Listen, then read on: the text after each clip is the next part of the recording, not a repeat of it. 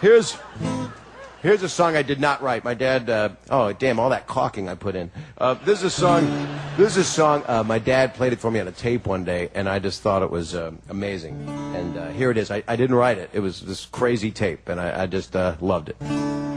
It's an old English folk song, and I hope you like it. There was an old farmer who sat on a rock, stroking his whiskers and shaking his fist at his neighbors who sat on their ricks, teaching their children to play with their kite strings and marbles in the old days of yore. Along came a lady who looked like a decent young lady and walked like a duck.